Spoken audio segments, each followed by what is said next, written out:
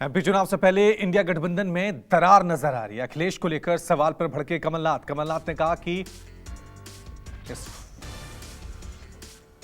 छोड़ा अखिलेश को एमपी में टिकट बंटवारे का। अखिलेश यादव का यह बयान है, पहले पता होता तो गठबंधन पर मंथन करते।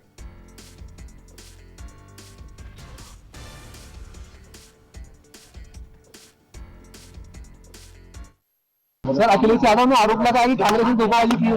अरे भाई छोड़ो अखिलेश को। सर अखिलेश यादव ने आरोप लगाया कि कांग्रेस ने धोखाबाजी की है। अरे भाई छोड़ो अखिलेश को। सर अखिलेश यादव ने आरोप लगाया कि कांग्रेस ने धोखाबाजी की है। अरे भाई छोड़ो अखिलेश को। सर अखिलेश यादव ने आरोप लगाया कि कांग्रेस ने धोखाबाजी की है। अरे भाई छोड़ो अखिलेश को। कांग्रेस पार्टी को साफ करना चाहिए था। मेरा मानना यह है कि अगर आपको सीट नहीं देनी थी तो समाजवादियों से बात नहीं करनी चाहिए थी। आपको पहला ही कदम ये उठा लेना चाहिए था कि आप अपना संगठन और अपनी पार्टी के हिसाब से लड़िए और जो सहयोग चाहते वो बता देते तो शायद समाजवादी पार्टी सहयोग करती और खड़ी रहती। लेकिन उन्होंने कोई जानकारी नहीं दी, न कोई समाजवादी पार्टी को इस लायक समझा उन्होंने। इसलिए समाजवादी पार्टी वहीं लड़ रही है जहां पर समाजवादी पार्टी का संगठन और मजबूत प्रत्याशी है।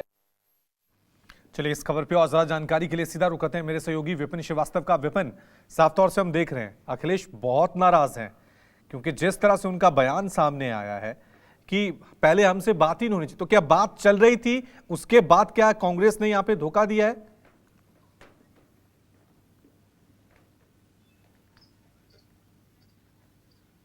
देखिए बिल्कुल, अब बात यह है कि अब ये मान के चलिए कि मध्य प्रदेश में अगर विधानसभा चुनाव हो रहे हैं तो ये जो इंडिया गठबंधन जो हुआ था उसमें कहीं ना कहीं ये जो बयानबाजी है ये आग में घी डालने का काम कर रही है। अखिलेश यादव ने जब इस बात का बयान दिया, जब उन्होंने सीधे आरोप लगाए, तो फिर कमलनाथ ने जो बोला वो आप सुन चुके हैं। उन्होंने भी उनकी जो बॉडी लैंग्वेज और उनका बयान जो साफ कहता है कि कहीं ना कहीं इस पूरे चुनाव में ये मान के चलिए कि या तो समाजवादी पार्टी और दोनों के बीच में कोई बेहतर तरीके से बातचीत नहीं हो पाई है।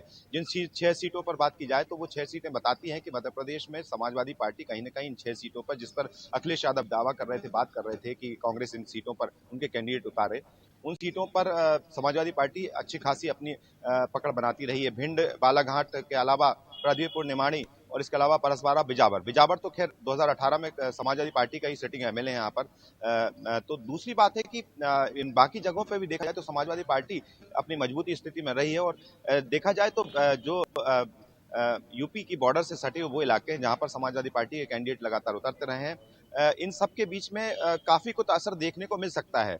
कांग्रेस को कहीं ना कहीं इस बात का अगर देखा जाए तो कांग्रेस के यहाँ पर वोट जो हैं वो कहीं ना कहीं बीएसपी या फिर समाजवादी पार्टी वोट काटने में हमेशा अहम भूमिका निभाती रही। और समाजवादी पार्टी के साथ जिस तरह का अभी तालमेल नहीं बैठ पा रहा है उसका भी असर हो सकता है कांग्रेस को देखने को मिलेगा।